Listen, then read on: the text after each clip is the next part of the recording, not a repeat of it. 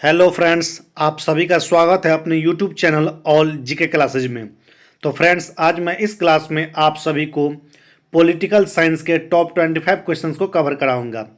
अभी तक आपने मेरा चैनल सब्सक्राइब नहीं किया है तो प्लीज़ मेरे इस चैनल को सब्सक्राइब कर लीजिए और बेल आइकन को प्रेस कर दीजिए ताकि मैं यूट्यूब पर जो वीडियो अपलोड करूँ वो आप लोगों तक नोटिफिकेशन के रूप में पहुँच जाए और आप लोग इसका फ़ायदा उठा सकें।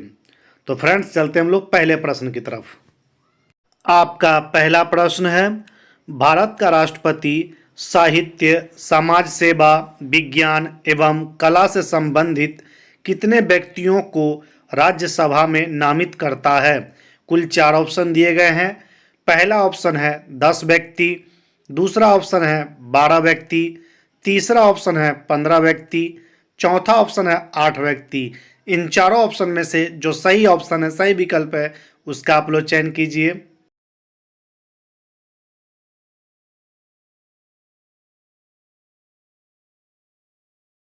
तो प्रश्न 1 का सही उत्तर होगा ऑप्शन नंबर 2, 12 व्यक्ति।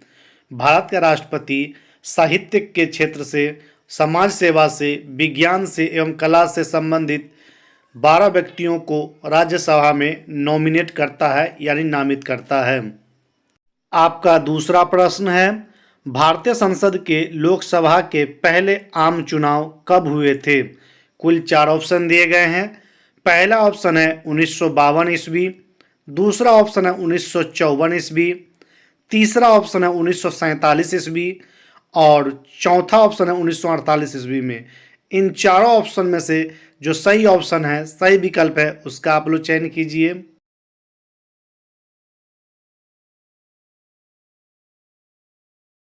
तो प्रश्न 2 का सही उत्तर होगा ऑप्शन नंबर 1, 1952 ईस्वी में भारतीय संसद के लोकसभा के लिए पहली आम चुनाव हुई थी।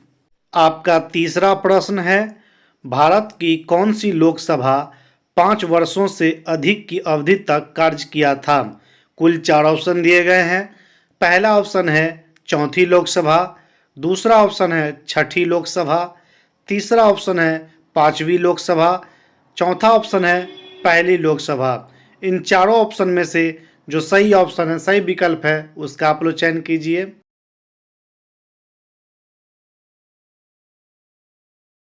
तो प्रश्न 3 का सही उत्तर होगा ऑप्शन नंबर 3, 5वीं लोकसभा, जो 5 वर्षों से अधिक की अवधि तक कार्य किया गया था। आपका चौथा प्रश्न है, कौन से संविधान संशोधन के तहत लोकसभा की अवधि बढ़ाकर 6 वर्ष किया गया था? कुल 4 ऑप्शन दिए गए हैं। पहला ऑप्शन है 42वें संशोधन 1976, दूसरा ऑप्शन है 44वें संशोधन 1978, तीसरा ऑप्शन है 46वें संशोधन 1972, चौथा ऑप्शन है 25वें संशोधन 1950। इन चारों ऑप्शन में से जो सही ऑप्शन है, सही विकल्प है, उसका आप लोग चयन कीजिए।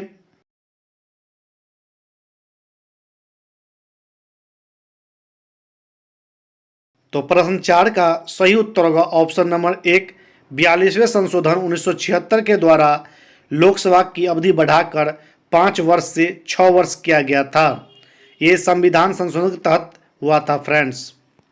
आपका 5वां प्रश्न है, कौन से संविधान संशोधन के तहत लोकसभा की अवधि घटाकर 6 वर्ष से 5 वर्ष किया गया था? कुल 4 ऑप्शन दिए गए हैं। पहला ऑप्शन है 42वें संशोधन 1976, दूसरा ऑप्शन है 44वें संशोधन 1978, तीसरा ऑप्शन है 46वें संशोधन 1972, चौथा ऑप्शन है 25वें संशोधन 1950। इन चारों ऑप्शन में से जो सही ऑप्शन है, सही विकल्प है, उसका आप लोग चयन कीजिए।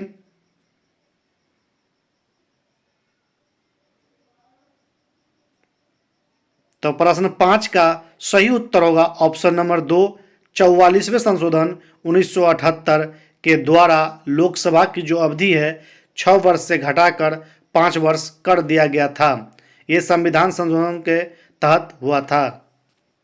आपका छठा प्रश्न है, भारत की लोकसभा के सदस्य के लिए योग्यता नहीं है। कुल 4 ऑप्शन दिए गए हैं। पहला ऑप्शन है भारत का नागरिक होना, दूसरा ऑप्शन है उम्र 30 वर्ष से कम ना हो, तीसरा ऑप्शन है पागल या दिवालिया ना हो, चौथा ऑप्शन है सरकारी लाभ के पद पर ना हो। इन चारों ऑप्शन में से जो सही ऑप्शन है, सही विकल्प है, उसका आप लोग चयन कीजिए।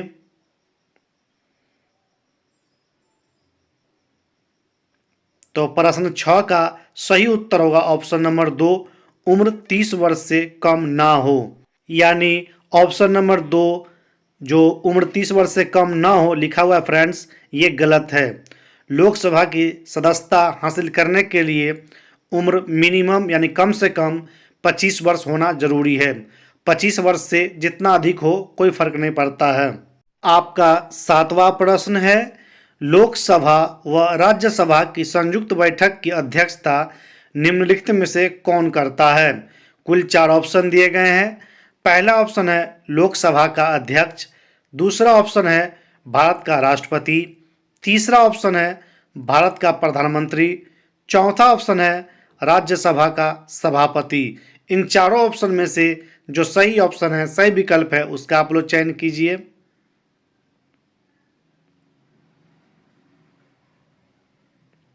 तो प्रश्न 7 का सही उत्तर होगा ऑप्शन नंबर 1, लोकसभा का अध्यक्ष। यानी लोकसभा व राज्यसभा की संयुक्त यानी कंपेयर बैठक की अध्यक्षता लोकसभा का अध्यक्ष ही करेगा फ्रेंड्स।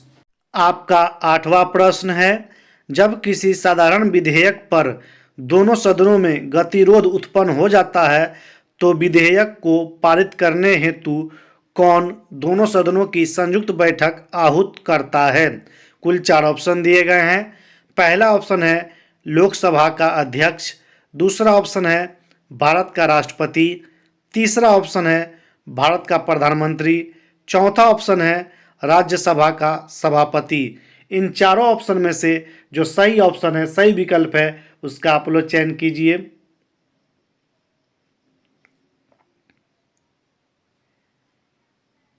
तो प्रश्न 8 का सही उत्तर होगा ऑप्शन नंबर 2, भारत का राष्ट्रपति दोनों सदनों की संयुक्त बैठक आहूत करते हैं। आपका 9वां प्रश्न है, भारतीय संसद में लोकसभा अध्यक्ष की नियुक्ति किसके द्वारा होती है। कुल 4 ऑप्शन दिए गए हैं। पहला ऑप्शन है भारत के राष्ट्रपति द्वारा, दूसरा ऑप्शन है भारत के प्रधानमंत्री द्वारा, तीसरा ऑप्शन है राज्यसभा एवं लोकसभा के संयुक्त बहुमत से, चौथा ऑप्शन है लोकसभा सदस्यों के द्वारा। इन चारों ऑप्शन में से जो सही ऑप्शन है, सही विकल्प है, उसका आप लोग चयन कीजिए।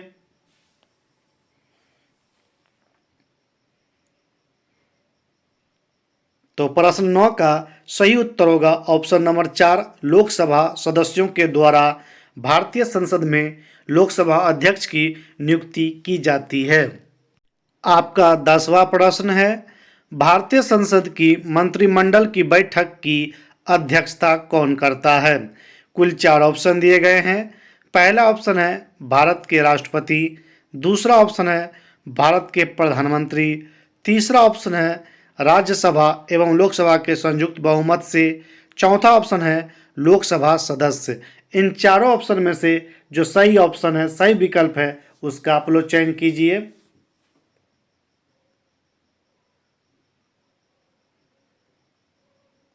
तो प्रश्न 10 का सही उत्तर होगा ऑप्शन नंबर 2, भारत के प्रधानमंत्री भारतीय संसद की मंत्रिमंडल की बैठक की अध्यक्षता करता है। कौन करता है फ्रेंड्स? हमारे भारत देश के प्रधानमंत्री। आपका 11वां प्रश्न है, भारत के राष्ट्रपति को सहायता और सलाह देने के लिए एक मंत्री परिषद होती है जिसका प्रधान कौन होता है। कुल 4 ऑप्शन दिए गए हैं। पहला ऑप्शन है भारत का उपराष्ट्रपति, दूसरा ऑप्शन है भारत का प्रधानमंत्री, तीसरा ऑप्शन है सर्वोच्च न्यायालय का मुख्य न्यायाधीश, चौथा ऑप्शन है अटॉर्नी जनरल ऑफ इंडिया। इन चारों ऑप्शन में से जो सही ऑप्शन है, सही विकल्प है, उसका आप लोग चयन कीजिए।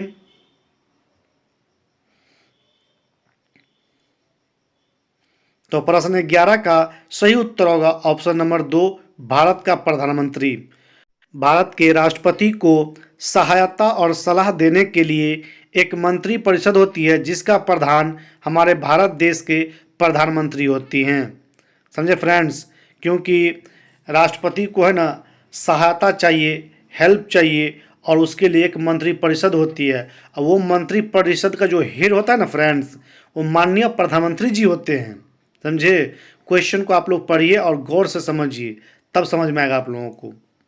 आपका 12वां प्रश्न है, मंत्री परिषद सामूहिक रूप से किसके प्रति जवाबदेह होती है? कुल 4 ऑप्शन दिए गए हैं। पहला ऑप्शन है भारत का उपराष्ट्रपति, दूसरा ऑप्शन है भारत का प्रधानमंत्री, तीसरा ऑप्शन है राज्यसभा और चौथा ऑप्शन है लोकसभा। इन चारों ऑप्शन में से जो सही ऑप्शन है, सही विकल्प है, उसका आप लोग चयन कीजिए।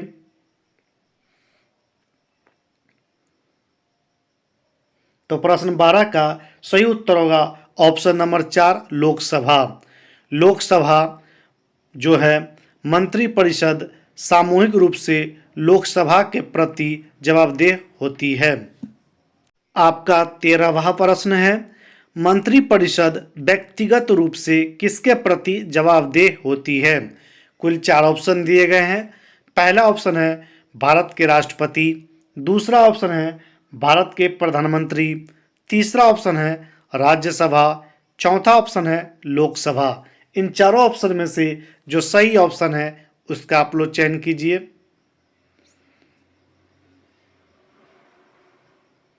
तो प्रश्न 13 का सही उत्तर होगा ऑप्शन नंबर 1 भारत के राष्ट्रपति।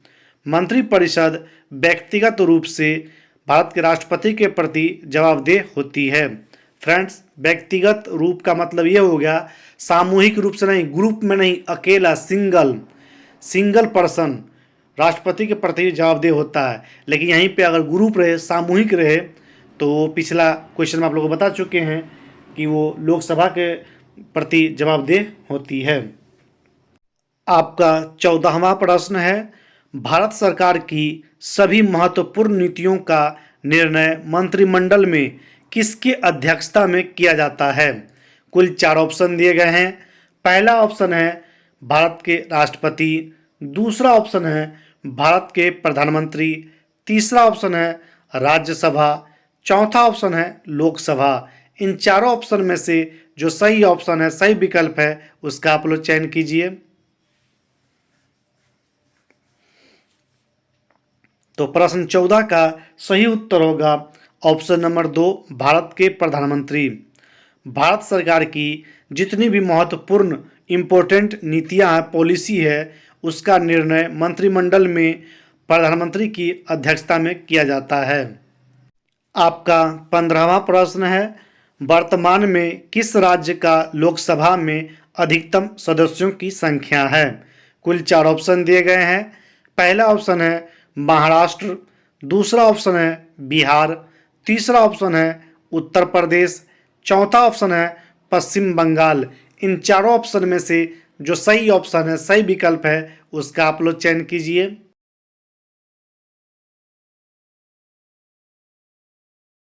तो प्रश्न 15 का सही उत्तर होगा ऑप्शन नंबर 3 उत्तर प्रदेश। वर्तमान में यानी प्रेजेंट में उत्तर प्रदेश राज्य का लोकसभा में अधिकतम सदस्यों की संख्या है। आपका 16वां प्रश्न है, भारत की लोकसभा और राज्यसभा में से कौन सा अस्थाई सदन है? कुल 4 ऑप्शन दिए गए हैं। पहला ऑप्शन है लोकसभा, दूसरा ऑप्शन है राज्यसभा, तीसरा ऑप्शन है लोकसभा और राज्यसभा दोनों, चौथा ऑप्शन है दोनों में से कोई नहीं। इन चारों ऑप्शन में से जो सही ऑप्शन है, सही विकल्प है, उसका आप लोग चयन कीजिए।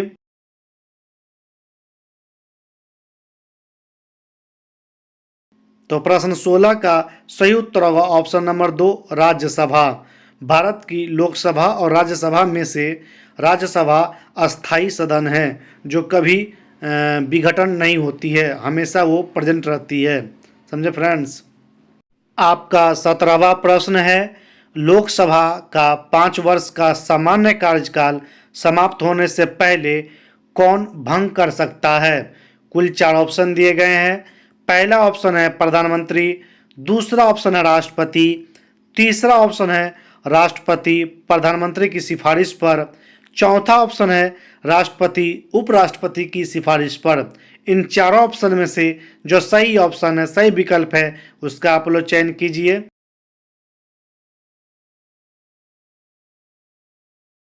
तो प्रश्न 17 का सही उत्तर होगा ऑप्शन नंबर 3 राष्ट्रपति। प्रधानमंत्री की सिफारिश पर यानी सलाह पर लोकसभा का जो कार्यकाल होता है 5 वर्ष का, उसको समय से पहले भी भंग किया जा सकता है। आपका 18वां प्रश्न है, राज्यसभा को अस्थायी सदन क्यों कहा जाता है? कुल 4 ऑप्शन दिए गए हैं। पहला ऑप्शन है भारतीय संविधान के अनुसार। दूसरा ऑप्शन है इसके 1/3 सदस्य प्रति 2 वर्ष बाद अपना कार्यकाल पूरा करते हैं। तीसरा ऑप्शन है राज्यसभा के सदस्यों का कार्यकाल 6 वर्ष का होता है। चौथा ऑप्शन है राज्यसभा की अवधि निश्चित नहीं है। पांचवा ऑप्शन है 2, 3 और 4 तीनों। इन पांचों ऑप्शन में से जो सही ऑप्शन है, सही विकल्प है, उसका आप लोग चयन कीजिए।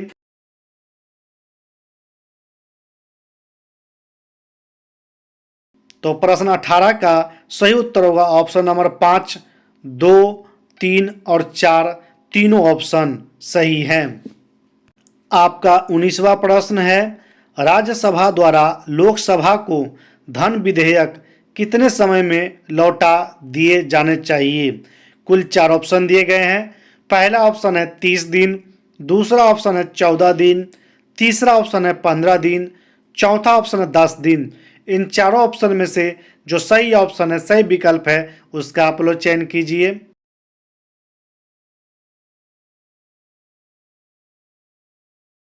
तो प्रश्न 19 का सही उत्तर होगा ऑप्शन नंबर 2, 14 दिन।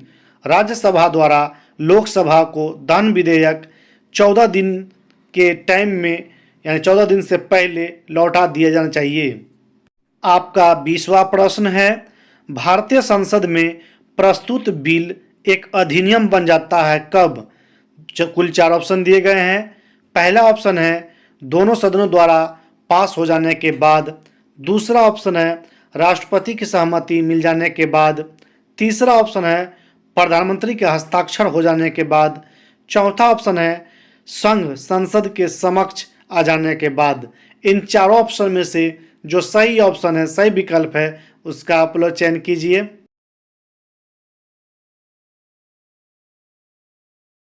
तो प्रश्न 20 का सही उत्तर होगा ऑप्शन नंबर 2, राष्ट्रपति की सहमति मिल जाने के बाद भारतीय संसद में प्रस्तुत बिल एक अधिनियम बन जाता है।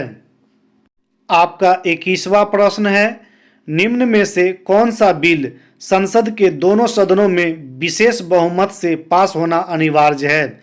कुल 4 ऑप्शन दिए गए हैं। पहला ऑप्शन है सामान्य बिल, दूसरा ऑप्शन है फाइनेंस बिल, तीसरा ऑप्शन है धन विधेयक, चौथा ऑप्शन है संविधान संशोधन संबंधी बिल। इन चारों ऑप्शन में से जो सही ऑप्शन है, सही विकल्प है, उसका आप लोग चयन कीजिए।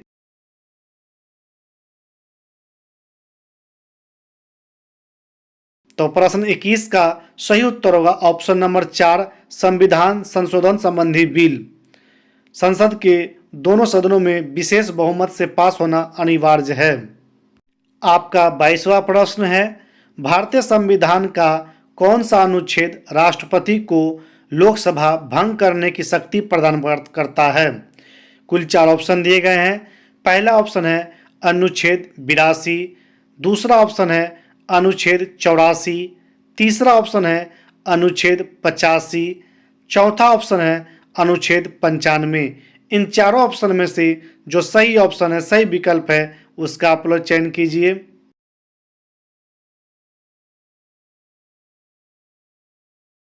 तो प्रश्न 22 का सही उत्तर होगा ऑप्शन नंबर 3, अनुच्छेद 85। अनुच्छेद 85 के तहत राष्ट्रपति को लोकसभा भंग करने की शक्ति है। आपका 23वां प्रश्न है, संघीय मंत्रिमंडल के विरुद्ध अविश्वास प्रस्ताव किस सदन में लाया जाता है? कुल 4 ऑप्शन दिए गए हैं। पहला ऑप्शन है केवल राज्यसभा में, दूसरा ऑप्शन है राज्यसभा एवं लोकसभा दोनों में, तीसरा ऑप्शन है केवल लोकसभा में, चौथा ऑप्शन है राष्ट्रपति और प्रधानमंत्री के पास। इन चारों ऑप्शन में से जो सही ऑप्शन है, सही विकल्प है, उसका आप लोग चेंज कीजिए।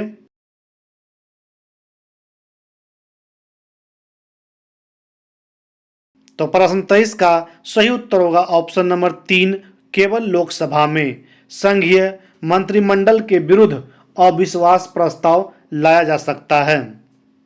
आपका 24वां प्रश्न है, भारत की संसदीय प्रणाली कहां से ली गई है? कुल 4 ऑप्शन दिए गए हैं। पहला ऑप्शन है अमेरिका, दूसरा ऑप्शन है रूस, तीसरा ऑप्शन है फ्रांस, चौथा ऑप्शन है ब्रिटेन। इन चारों ऑप्शन में से जो सही ऑप्शन है, सही विकल्प है, उसका आप लोग चयन कीजिए।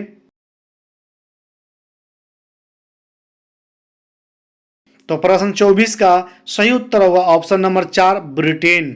भारत की संसदीय प्रणाली ब्रिटेन देश से ली गई है। आपका 25वां प्रश्न है, संसदीय प्रणाली में कार्यपालिका का वास्तविक प्रधान कौन होता है? कुल 4 ऑप्शन दिए गए हैं। पहला ऑप्शन है राष्ट्रपति, दूसरा ऑप्शन है प्रधानमंत्री, तीसरा ऑप्शन है उपराष्ट्रपति, चौथा ऑप्शन है मंत्रिपरिषद। इन चारों ऑप्शन में से जो सही ऑप्शन है, सही विकल्प है, उसका आप लोग चयन कीजिए।